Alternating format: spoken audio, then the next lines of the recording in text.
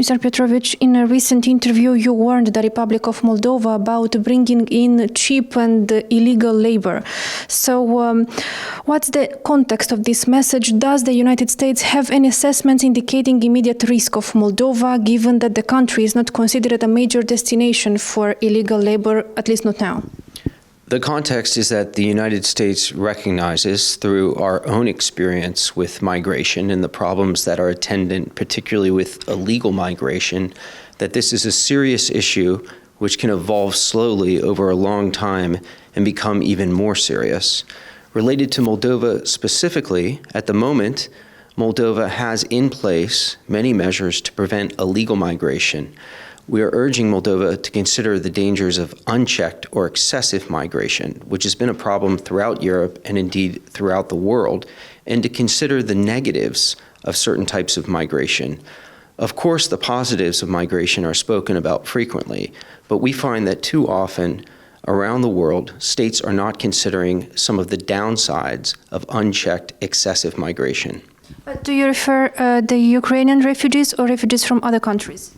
I'm pleased to hear you reference the Ukrainian refugee situation in Moldova, because this is an encouraging spot. Moldova's work in welcoming refugees from Ukraine is commendable, and it's a story that has not been told enough in the West, including the United States. And so I think it's laudable what Moldova has done welcoming people from Ukraine during this time of need.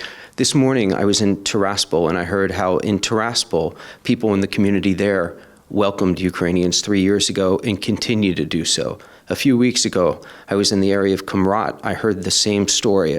I hear it from diplomats who visit places like Cahul and Belts. Throughout the Republic of Moldova, people opened up their homes and their wallets in many cases to welcome Ukrainian refugees. This is distinctive from the problem of unchecked, let alone illegal migration. For the perspective of the United States, what would a healthy immigration policy look like for a small and vulnerable country such as Republic of Moldova? I'd rather not tell Moldovans precisely how to govern their own country. Rather, I would make suggestions based upon the experience of the United States, which of course is quite different in the sense that we're larger. But some of the problems of migration are universal.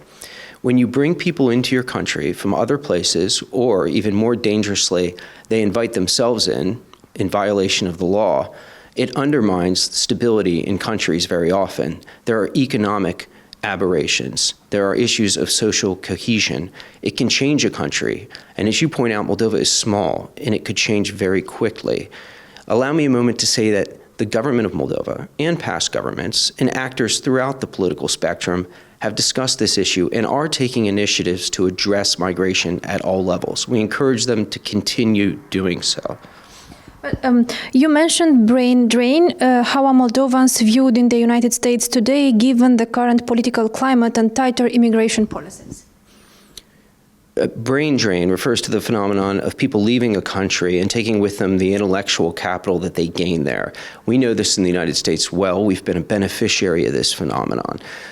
Moldova has, as I understand, started programs to bring people back home, which is a terrific idea because there are Moldovans around the world who have learned certain skills, had certain experiences, and have a little bit of money that they could bring home to Moldova. That would be a positive for the Republic of Moldova. You asked how we view Moldovans in the United States. We view people from other countries the same as we view everyone else, as individuals. We don't look at labels. And in the United States, it's important to recognize right now there's a major initiative to locate, arrest, and eject every single illegal who has invaded our country. And we don't care if they're coming from Moldova or Mongolia. If they're in our country illegally, if they overstayed a visa, if they cross the border without permission, we're going to find them and we're going to send them all back. Well, regarding this, so the strategy, the national security strategy of the USA says that there is full control of admissions. Should Moldovan travel students, workers expect any changes, for example, visas or any documents, any new procedures? The good news for Moldovans is that the rate of visa issuance in Moldova has improved over the last few years. But there is a history here, and you mentioned Moldovans who travel for work and travel. There is a history of that population overstaying visas in the United States, which is unfortunate. We don't want lawbreakers in our country, but it's unfortunate for Moldovans too, because it makes it that much more difficult to get a visa when you go to the U.S. Embassy. I have a message for those Moldovans, for the individuals who decided that they were going to overstay a visa and remain in the United States. For many years, they might have felt comfortable. They might have thought because they speak English fluently, or they are currently in a rural area, or their American friends and neighbors are happy to have them. I give them the same message we give to every person who is illegally in our country. We're going to find you, we're going to detain you, and we're going to send you home. To better understand the scale of the phenomenon, do you have any data on how many individuals from the Republic of Moldova are currently undergoing review, re-examination, or deportation procedures? Anyone who's in the United States illegally is being investigated, and we will find them, we will arrest them, and we will send them home. Specific to Moldova, as we have for years, we are cooperating with Moldovan officials on operational issues. For example, in the last year, Moldova has helped us locate 2 individuals who are hiding in Moldova from U.S. justice, and we've returned them. Just this week, we've worked with the Republic of Moldova authorities to return a Moldovan fugitive who snuck into the United States from Mexico, committed more crimes in my country, and then was captured by American authorities. So, as U.S. immigration policies become stricter, how do you ensure this does not unintentionally encourage xenophobic views abroad, including in Moldova? Our policies are in place to keep America safe, and they are perfectly reasonable policies which elevate security above all other concerns. And as I said earlier, it's important to note that this is not a xenophobic-driven policy because it's driven by the notion that we don't want people who are illegal, whether they're Moldovan or Mongolian. This is not about outsiders per se, it's about lawbreakers. It's about people who decide that they can sneak into our country or ignore our visa policies. Those are the folks that we are targeting. For individuals who want to come to the United States and watch the World Cup, go to Disney World, invest in America, visit Washington, D.C., we welcome you with open arms, and we're excited to have you visit America. It's the individuals who sneak across the border or who violate their visas that are being affected by these new and quite reasonable policies. The new national security strategy of the USA says the era of mass migration is over.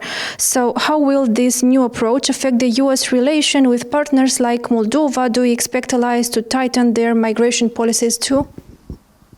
We anticipate that as migration evolves around the world, states like Moldova will need to change their legislation and their framework. There are initiatives in Moldova, I indicated earlier, efforts to have the diaspora return home, which are quite encouraging. Perhaps Moldova should also look at sanctifying citizenship to protect Moldovan citizenship for the people who live here. Moldova has, for 35 years, resisted outside influence. Whether it's from the Kremlin or other actors, Moldovans have fought to establish their country and their own identity.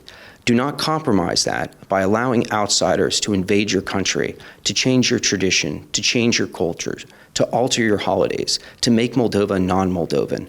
The United States wants Europe to remain European. Moldova is European.